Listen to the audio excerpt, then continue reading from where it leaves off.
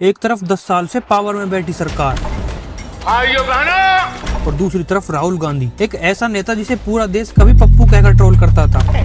आपके लिए मैं पप्पू हूँ। इसने बार बार इलेक्शंस हारे, जिसके स्पीचेस में मीम्स बनते रहे। ऐसी मशीन लगाऊंगा, इस साइड से आलू घुसेगा, उस साइड से सोना निकलेगा। और जिसे लोग एक फेल्ड पॉलिटिशियन मान चुके थे, और आज वही नेता फिर से खड़ा है, नए कॉन्फिडेंस के साथ, नए नैरेटिव के साथ। और अब सबके जहन में एक ही बात है कि क्या राहुल गांधी इंडिया के अगले प्रधानमंत्री बन सकते हैं। ये कमबैक सिंपल नहीं है, इसके पीछे है वोट चोरी के शॉकिंग खुलासे।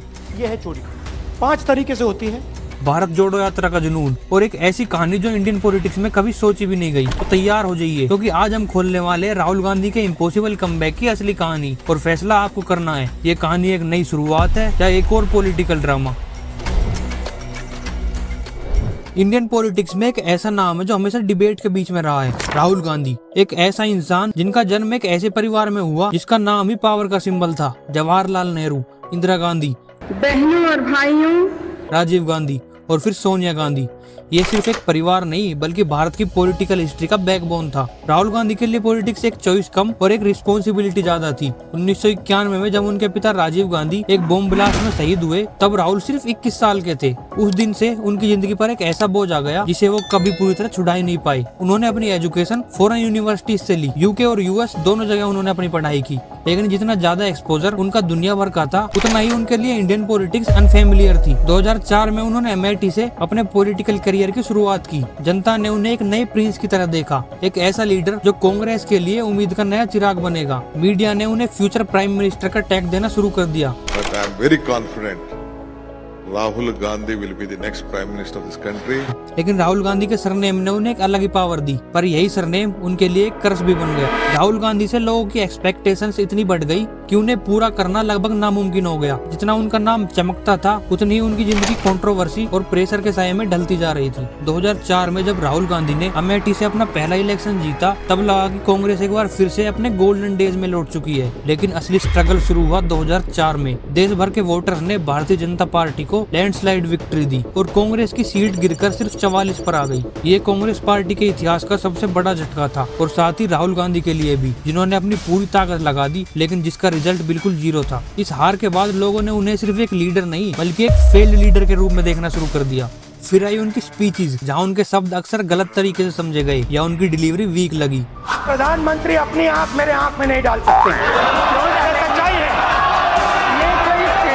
सोशल मीडिया ने उन्हें ट्रोल करना शुरू कर दिया। उनकी छोटी छोटी गलतियां मीम्स बन गई और धीरे धीरे एक नया नाम उनके साथ चिपक गया, पप्पू।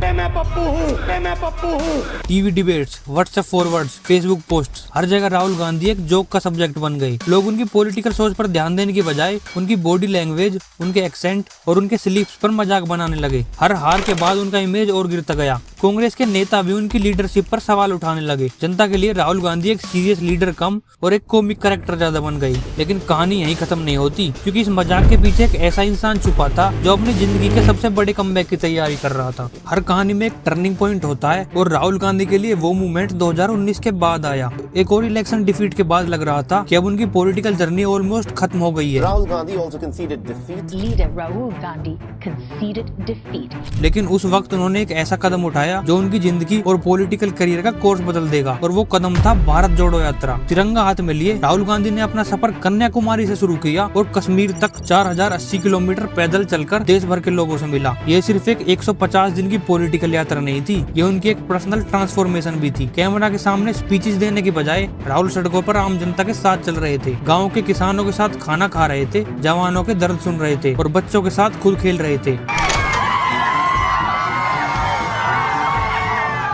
यात्रा के दौरान उनके चेहरे की थकान के पीछे एक अलग ही तस्वीर सामने आई। एक इंसान जो अब बस एक नेता नहीं बल्कि एक लिसनर बन चुका था। सोशल मीडिया पर उनके वीडियोस वायरल होने लगे, जहां एक नए राहुल गांधी को लोग पहली बार देख रहे थे। भीड़ उनके साथ जुड़ती गई। यूथ और मिडिल क्लास लोग जिन्होंने कभी उन्हें ट्रोल किया था, वो भी कहने लगे कि अब राहुल गांधी बदल चुके हैं। और यही था उनकी कहानी का असली ट्विस्ट। एक ऐसा इंसान जिसको देश ने एक मजाक बनाकर छोड़ा था, वही इंसान वापिस एक सीरियस लीडर के रूप में सामने आने लगा। राहुल गांधी का पॉलिटिकल कमबैक सिर्फ भारत जोड़ो यात्रा या उनकी नई इमेज की वजह से नहीं था, बल्कि एक ऐसी कंट्रोवर्सी जिसने उन्हें स्पॉटलाइट में ला दिया और जिसे उन्होंने नाम दिया वोट चोरी का सच। 2024 इलेक्शन से पहले राहुल गांधी ने खुलेआम कहा कि भारत का वोटर लिस्ट बिल्कुल क्लीन नहीं है। समय पहले हमें दाल में काला लगा, चुनाव के नतीजे आते थे, मूड एक तरीके का होता था, रिजल्ट दूसरे तरीके का। और इसी वजह से डेमोक्रेसी के साथ खिलवाड़ हो रहा है। उन्होंने वोट चोरी के 5 तरीके समझाए। जांच ने 5 तरीके की चोरी पकड़ी। फर्स्ट है डुप्लीकेट वोटर्स। राहुल का कहना था कि एक ही वोटर का नाम लिस्ट में 2-2 जगह लिखा होता है, मतलब एक इंसान 2 अलग बूथ पर जाकर वोट दे सकता है, और ये एक तरह का लीगलाइज्ड फ्रॉड है। सेकंड है fake and invalid address. Voter list में ऐसे हजारों लोग हैं जिनका एड्रेस या तो गलत है या फिर एग्जिस्ट ही नहीं करता, मतलब कागज पर तो वोटर है लेकिन ग्राउंड पर वो आदमी है ही नहीं। मतलब एड्रेस है ही नहीं, या फिर हाउस नंबर 0। देखिए, हाउस नंबर 0 तो आपने कभी सुना है? हाउस नंबर 0 हमने तो नहीं सुना था। थर्ड है bulk voters in single address. Rahul ने एग्जाम्पल दिया कि एक छोटे से घर या एक फेक एड्रेस पर 50 से 60 वोटर्स रजिस्टर कर दिए जाते हैं और इलेक्शंस के दिन इन बल्क वोटर्स के नाम से प्रॉक्सी वोटिंग हो जाती है। नंबर 35 की कहानी सुनिए। छोटा सा घर है, ज्यादा से ज्यादा 4 लोग रह सकते हैं, मगर इस 35 में 80 लोग वोटर लिस्ट में रजिस्टर। फोर्थ है invalid photos. Voter ID cards में गलत या ब्लड फोटोज चिपकाए जाते हैं, जिससे असली और नकली वोटर्स का डिफरेंस ही क्लियर नहीं होता। इसका मिसयूज करके एक ही आदमी मल्टीपल वोट्स डाल सकता है। इनकी फोटो देखिए, या फोटो है ही नहीं या फिर छोटी छोटी फोटो है जो दिख नहीं सकती। इन वोटर आईडीज पे वोट दिया गया है। फिफ्थ है मिसयूज ऑफ फॉर्म 6। फॉर्म 6 जो वोटर लिस्ट में नाम जोड़ने के लिए होता है, उनका मास स्केल पर मिसयूज होता है। एक ही इंसान के डिटेल्स को मल्टीपल जगह सबमिट करके नए फेक वोटर्स बनाए जाते हैं। राहुल गांधी का कहना है कि यह सिर्फ टेक्निकल फ्लॉज नहीं बल्कि प्लान्ड मैनिपुलेशन है जो इलेक्शन के रिजल्ट को डायरेक्टली इम्पैक्ट करता है। उन्होंने कहा जब तक वोटर लिस्ट साफ नहीं होती तब तक इलेक्शन फ्री और फेयर हो ही नहीं सकते। अपोजिशन ने इस बात को एक आई ओपनर बोला, लेकिन रूलिंग पार्टी ने तुरंत ही इन एलिगेशंस को रिजेक्ट कर दिया। फिर भी इस बार राहुल गांधी के शब्द एक कंप्लेंट कम और एक सीरियस एक्सपोज ज्यादा लग रहे थे, और यही था वो पल जहां राहुल गांधी एक मजाक से एक फियरलेस पॉलिटिशियन बन गए जो ओपनली सिस्टम की खामियों को सबके सामने रख रहे थे।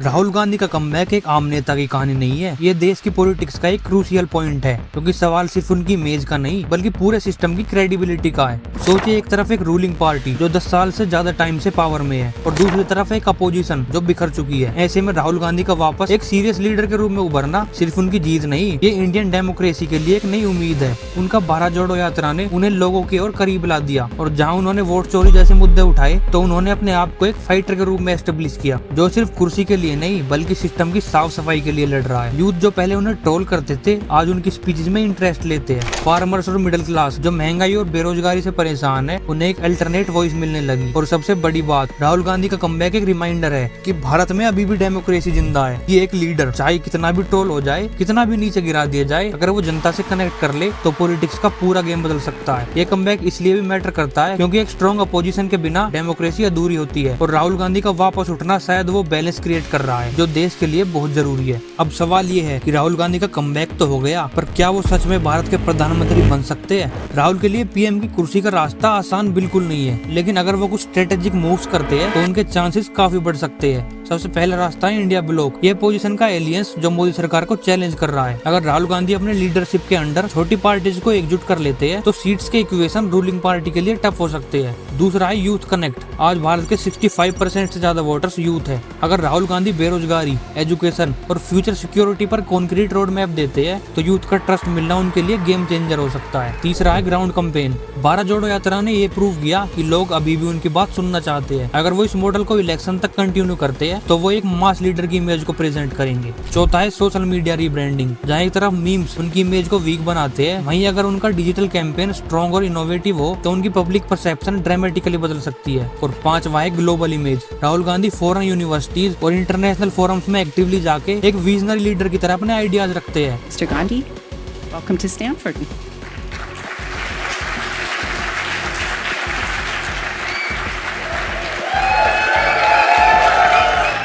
यही इमेज उन्हें एक मॉडर्न, एजुकेटेड और प्रोग्रेसिव पीएम कैंडिडेट के रूप में प्रोजेक्ट कर सकती है। यानी अगर राहुल गांधी ने राइट एलियंस, यूथ कनेक्ट और एक स्ट्रॉन्ग नैरेटिव क्रिएट कर लिया तो पीएम की कुर्सी उनके लिए इम्पॉसिबल नहीं बल्कि एक रियलिस्टिक पॉसिबिलिटी बन सकती है। राहुल गांधी का कमबैक कहानी से ज्यादा एक पॉलिटिकल थ्रिलर है। एक ऐसा लीडर जो बार बार गिरा, ट्रोल हुआ, रिजेक्ट हुआ और फिर भी वापस खड़ा हो गया। लेकिन सबसे बड़ा सवाल ये है, क्या राहुल गांधी का ये कमबैक सिर्फ एक टेम्परेरी वेव है या फिर ये भारत की पॉलिटिक्स का परमानेंट गेम चेंजर बनने वाला है? और यहाँ था एक ट्विस्ट, क्योंकि हिस्ट्री हमेशा एक बात कहती है, भारत में पॉलिटिक्स का एक दिन ही काफी है जो पूरा खेल बदल दे। कल अगर पब्लिक मूड बदल जाए तो शायद राहुल गांधी को उनकी जिंदगी का सबसे बड़ा मौका मिल जाए। तो क्या आपको लगता है कि राहुल गांधी इंडिया के अगले प्रधानमंत्री बनेंगे या फिर उनकी कहानी हमेशा एक इम्पॉसिबल कमबैक तक ही सीमित रह जाएगी? कमेंट सेक्शन में अपना ओपिनियन जरूर शेयर करें, और अगर आपको ये वीडियो पसंद आई तो इसे अपने दोस्तों के साथ शेयर जरूर करें। वीडियो को लाइक करें और चैनल को सब्सक्राइब करना, क्योंकि आगे भी हम आपके लिए ऐसी ही मिस्ट्रीज और पॉलिटिकल स्टोरीज लेके आने वाले हैं।